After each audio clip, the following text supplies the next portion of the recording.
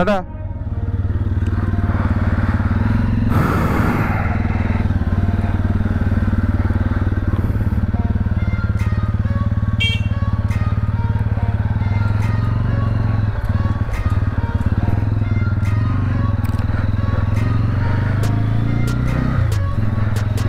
Good morning, good morning.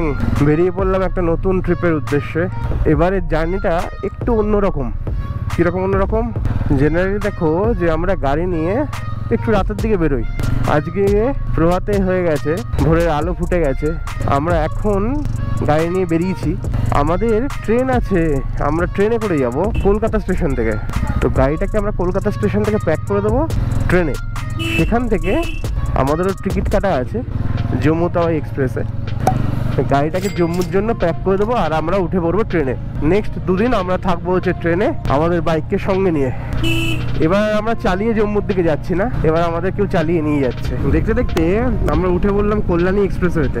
যে expressway দিয়ে maximum সময় আমরা পিছনের দিকে যাই, মানে টুয়ার্ডস মগরার দিকে যাই। আজকে আমরা যাচ্ছি ঠিক উল্টো, আমরা যাচ্ছি কলকাতার দিকে। কল্যাণী এক্সপ্রেসওয়ে এখন অপূর্ব সুন্দর হয়ে গেছে কিছু কিছু জায়গায় ছাড়া, মানে কিছু কিছু ট্রানজিশনগুলো যেগুলো এখনো ঠিক হয়নি।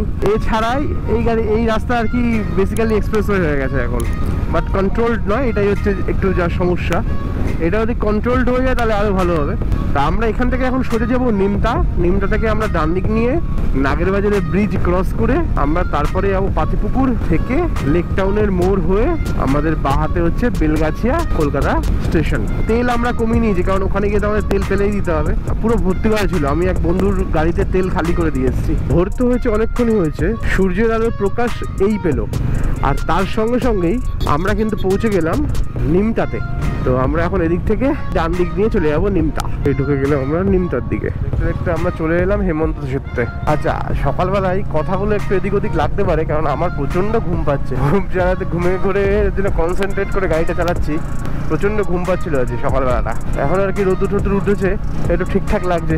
হ্যাঁ, আমাদের এই রুটটা নেওয়া ছিল, আমরা হেমন্ত সেতুটা নিয়ে ভুল করেছি। আমরা আজিগড় থেকে বাদিক নেওয়া উচিত ছিল কলকাতা স্টেশনে, তো সেটা নিতে গিয়ে ভুলে গেছি। তো আমাদের গাড়িটা এখন নিয়ে যেতে হবে সোজা পার্সেল ডিপার্টমেন্টে। আজকে আমাদের বাইক যাচ্ছে না, আমাদের বাইক কালকে যাবে। আমরা আজকেই যাব, তো আমাদের বাইক কালকে যাবে। যে আমরা কলকাতা স্টেশনে চলে এসেছি, বাইক সব মালপত্র খুলে প্যাক হবে। গাড়ি থেকে তেল খালি হবে, কাগজপত্র সমস্ত তারপরে জমা দেওয়া হবে। কাগজপত্র হাতে নেওয়া হয়েছে, সব মালপত্র আনলোড করা হয়ে গেছে। মালপত্র আমরা এখানে রেখেছি, আর মালপত্রগুলো আমরা খুলিয়ে নিতে হবে, কারণ আমাদের 3 নাম্বার প্ল্যাটফর্মে ট্রেন। আর 1 নাম্বার, 2 নাম্বার, 3 নাম্বার মোটামুটি এখানে ভালোই মালপত্র আছে, তো আমরা ভাবছি খুলে নিয়ে নেব। A few moments later.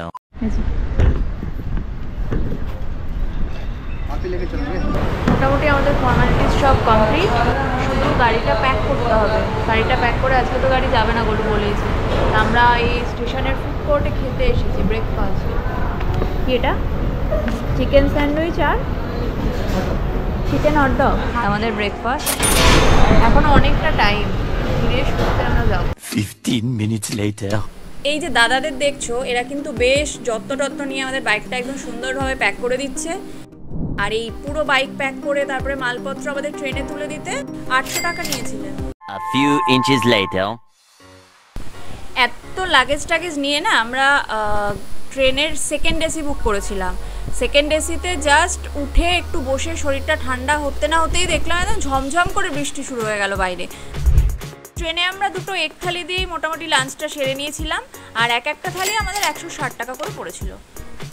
The next morning. পরের দিন সকাল উঠে সকলে মিলে একদম লুডোর আসর বসিয়ে দিয়েছি। আর তোমরা দেখতেই পাচ্ছ এই অযোধ্যা স্টেশন অবধি ট্রেনটা কিন্তু বেশ ফাঁকাই ছিল। 2 এসি পুরোটাই মোটামুটি ফাঁকাই ছিল। দ্বিতীয় দিনের শুরু আমরা করে ফেলেছি এই একই ট্রেনে। সকালবেলা ব্রেকফাস্ট হয়ে গেছে, ওগুলো বারবার খাবার দেখিয়ে কি লাভ, তার এই নতুনগুলো ইট হয়ে আছে ফ্যাশে। সন্ধ্যেবেলা ট্রেন থেকে এই আলুর চপগুলো আমরা কিনেছিলাম, আর এই যে সামনের এই পুচকেটা রয়েছে মিষ্টি, এটাকে দেখো। আচ্ছা আচ্ছা, বাতাও কেসা কেসা আজ বলো। The next day. Good morning. তো প্রায় 2.5 দিন বাদে আমরা ট্রেনের যাত্রা শেষ করে জম্মুতে নামলাম। এখন হোটেল দেখা হবে। এখন আমরা হোটেল খুঁজে নিই, সিম তুলতে হবে, অনেক কাজ আছে পরপর। চলো, তো আমরা জম্মু স্টেশনে চলে এসেছি। এই যে মালপত্র, আর আমি এখানে দাঁড়িয়ে আছি। গোলু গেছে বাকি হোটেল আর সিম তোলার কাজগুলো সারতে। এত মালপত্র নিয়ে না, মানে আমাদের যেহেতু বাইকের লাগেজ, কোনো রকমের লাগেজ বুঝতেই পারছি, তো সেটা নিয়ে পুরো হোটেল অবধি যাওয়ার জন্য আমরা কুলি পাচ্ছিলাম না। এটা হচ্ছে ব্যাপার। প্রচণ্ড গরম এখানে, টেম্পারেচার এখন 42 ডিগ্রি সেলসিয়াস দেখাচ্ছে। ওই যে দূরে দেখতে পাচ্ছ মালপত্র নিয়ে কুলি যাচ্ছে আমাদের সাথে, আর আমরা পেছন পেছন আসছি। উনি একদম আমাদের হোটেল অবধি মালপত্র পৌঁছে দিয়ে এসেছিলেন আর 500 টাকা নিয়েছিলেন। Later that night. এখন বাজে ঘড়িতে 9:56। আমরা কিছুক্ষণ আগে ঘুম থেকে উঠেছি। আজকের দিনটা বেশ একটু টায়ার্ড লাগছিল। তো এই যে স্যার এখনো শুয়ে আছে। কই কই কই তুই? এই যে শুয়ে আছে, শুয়ে ফোন দেখছে, খাবার নিয়ে এসেছে।